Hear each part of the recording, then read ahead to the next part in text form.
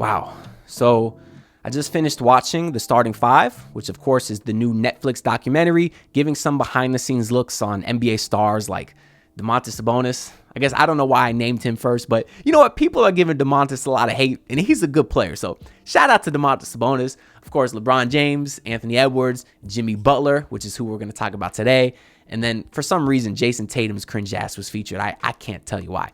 But anyways, I want to talk today about what we learned from Jimmy Butler because it was quite a lot, actually. Jimmy Butler is a guy who's kept his personal life pretty private, which is different considering his superstar status, right? Because Jimmy Butler's a superstar, not only on the court, of course, with playoff Jimmy and everything, but also off the court. He's in a million commercials from Michelob Ultra to State Farm. He's in Fall Out Boy music videos. He's writing a country music album. And obviously, he's just overall an eccentric person.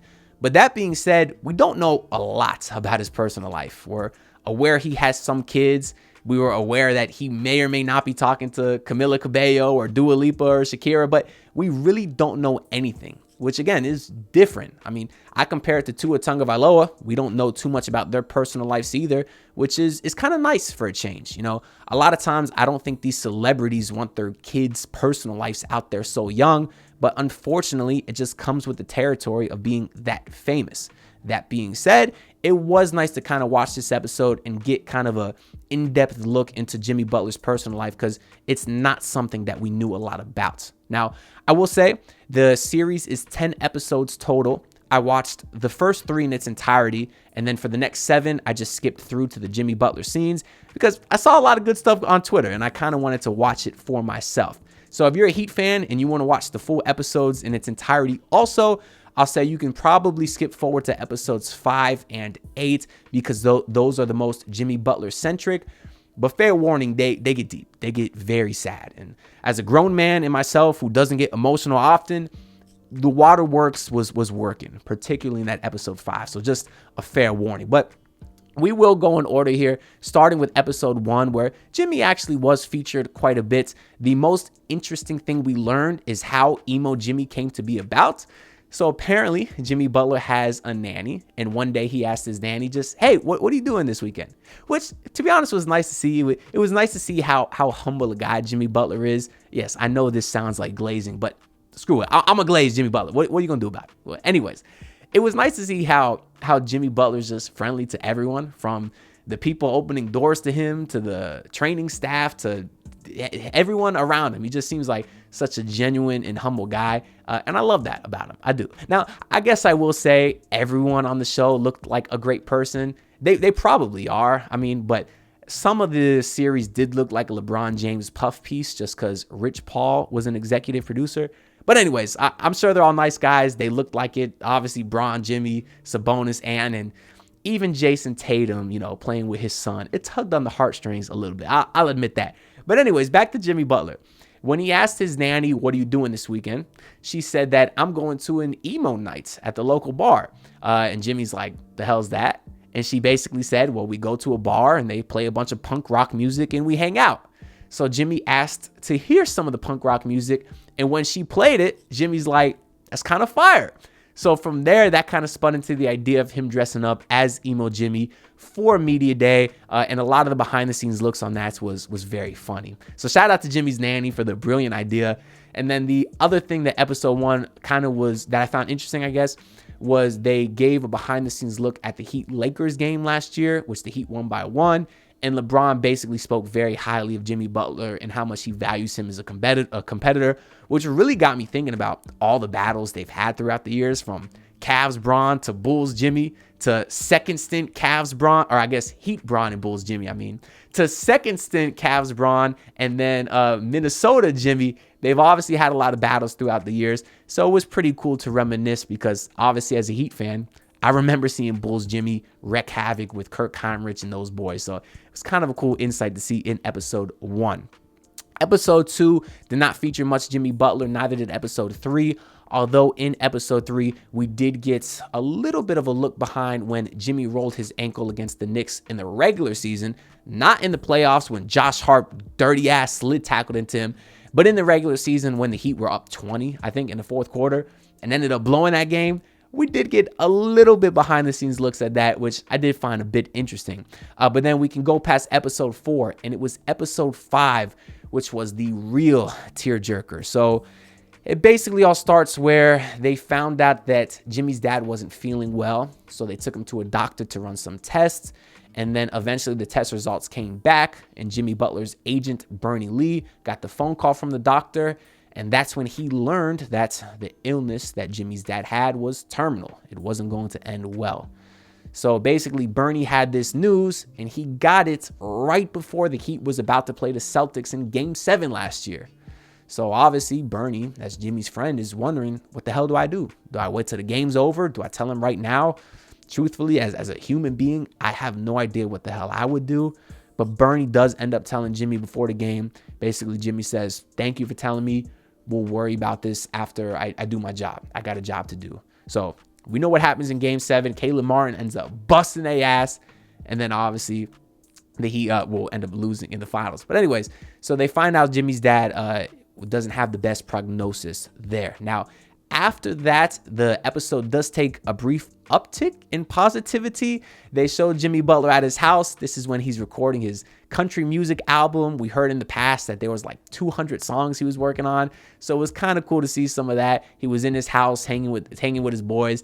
And then he was telling a funny story about how he was DMing some lady and she accused him of friend zoning him. And he's like, nah, you just in a different time zone. So I don't know. He had a little bit of game, a little bit of sauce. It was kind of funny to see that behind the scenes look at him there. And then we did get a preview of the Fall Out Boy music video that he was in. And it was very funny just seeing Jimmy work with the choreographer and all that stuff. So there was little bits of pieces of this episode that kind of did make you smile as a Heat fan and probably fall in love with Jimmy as a person even more. And then we go to this game versus Spurs where Jimmy is hooping. He's out there having fun. There's one point he's talking trash to Keldon Johnson, and Jimmy says, oh, I'm going to shoot this 3 next possession. Keldon says, I bet you won't. Jimmy cashes it. He's laughing back and forth. Ends the game with a triple-double. Goes to hug Wembanyama after the game, and Jimmy's joking around saying, oh, I don't like hugging tall people because they make me feel short. So it was overall a good time. Because Jimmy balled out, got a triple-double, he went to the locker room, signed his shoes, and was going to kind of give them to his dad in the hospital as a tribute. So Jimmy goes to the hospital. He gives his dad the shoes. And then, of course, his dad is very appreciative and all this stuff. But that game was right before the All-Star break. Now, Jimmy had to fly out because his brother was getting married. So Jimmy asked the doctor. He said, hey, doc, I got to go fly to my brother's wedding. Is my dad going to be here when I get back? And the doctor said, I can't say for certain. And Jimmy basically just told both of them, the doctor and his dad, make sure you're here when I get back. I got to go see my brother get married. So Jimmy takes the plane ride. He's going to see his brother.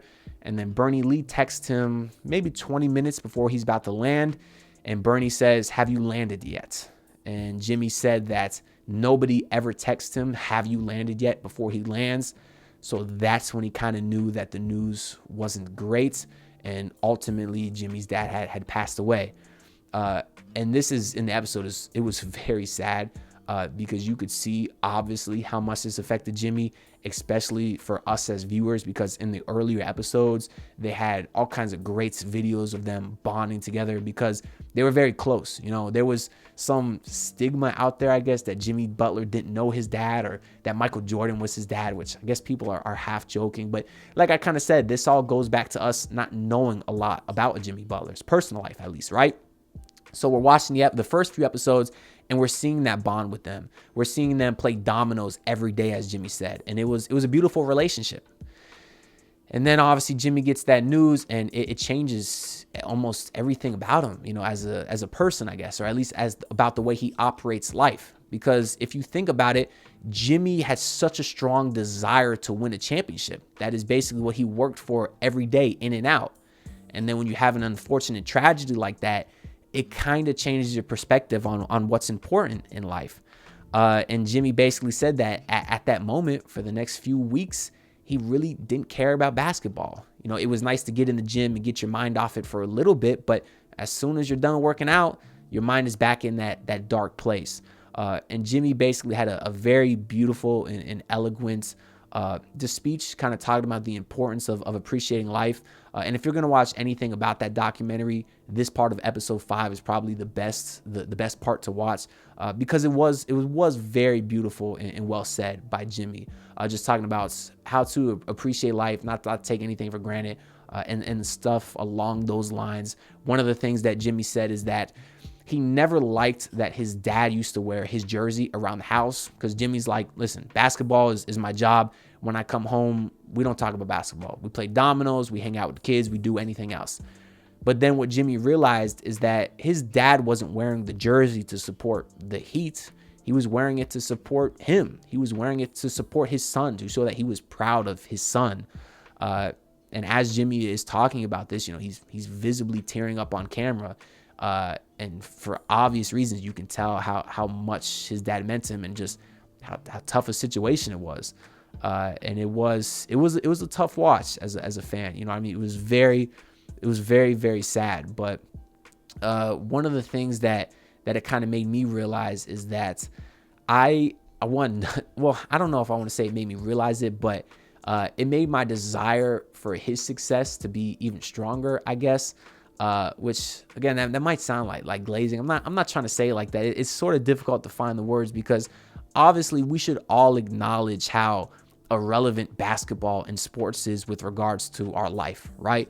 Because, for example, right now I'm sitting here in Davie. I can't stay at my parents' place here in Broward, because I can't stay at my home in Fort Myers because they got a Category 5 hurricane coming.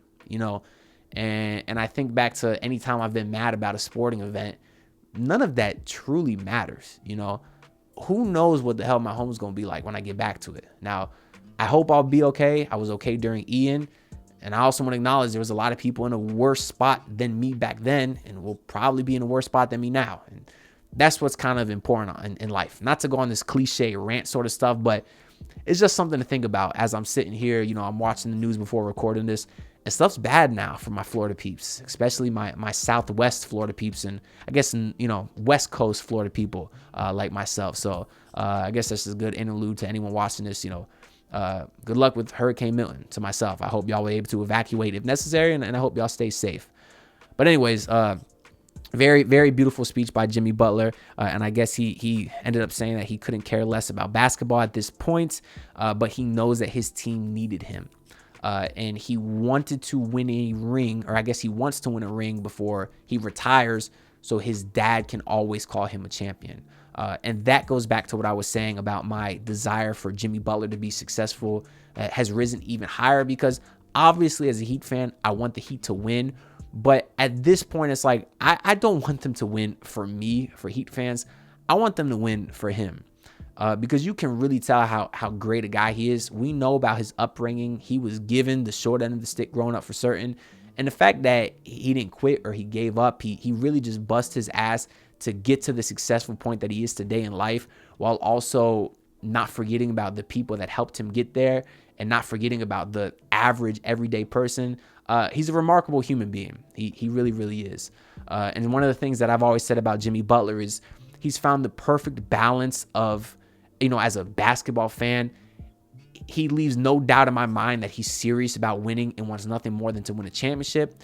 But he's also found the right balance of that and acknowledging there's life outside of basketball, acknowledging that he should maybe focus on his post-career a little bit with the sponsorships and all this stuff. He should spend time with his family and his kids and all that stuff. So he's found a really good balance of both of those things. And again, that's truly what makes him a remarkable person.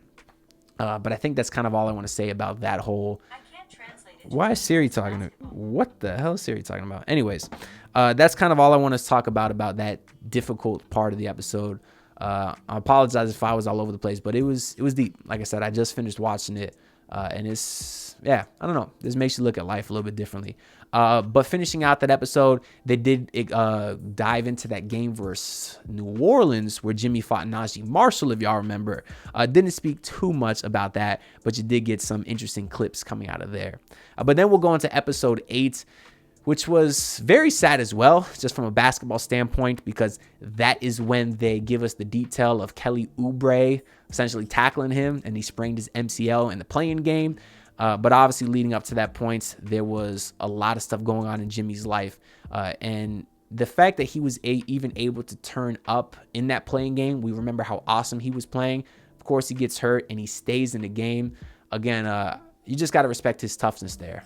Jimmy said that as soon as he went down, he felt his knee, I guess, strain or pop. He knew it was an issue, but, you know, he thought of his dad. He thought of himself as a warrior and wanted to be out there for his team because he kind of felt like he's been letting them down for the last several weeks. So basically, as a Heat fan, just put some perspective on, I guess, Jimmy Butler and really any athletes when you're talking about them, because you don't know what's going on. And if you are a Heat fan that for whatever reason doesn't like Jimmy Butler or wanted him traded, you're certainly entitled to your opinion, but I don't feel that way just because of everything that he's given to this team. I mean, quite literally blood, sweat, and tears to the highest degree. And for that reason, I will always be loyal to Jimmy Butler for life. Of course, I'm more loyal to the Heat, and at the end of the day, I want the Heat to be successful. But Jimmy Butler, he deserves his flowers. So I kind of guess that's maybe how I should end this video. But overall, pretty decent episodes. I'll probably watch the series in its entirety at some point just to see the stuff on Anthony Edwards and Bron, because they did seem pretty interesting. So I'll watch those at some point, but it was great to get some insight on them, and specifically Jimmy Butler, since again, we did not know much about his personal life. So this was a bit of a rough episode for me to just record and find words to portray how I feel. So I hope I did that in a good way. But if y'all did watch the series, kind of let me know how it made you feel down below, and just feel free to share some thoughts on Jimmy Butler, because it was a pretty interesting thing to see. Anyways, starting to get dark outside. It's currently 4 p.m. at the time of this recording. Hurricane Milton is supposed to make landfall at midnight tonight on the West Coast. Over here in Broward, we should be okay, but we'll keep an eye on what's going on the West Coast. So once again, I just want to say praise up to y'all, and I'll see y'all with the next video. So peace out, everyone. Look, pull up in the city, tryna get that dead face. Do it on my own, I don't need no dead weight. Had to kill him off, yeah, I need a head space. You know this homegrown bitch don't offend me.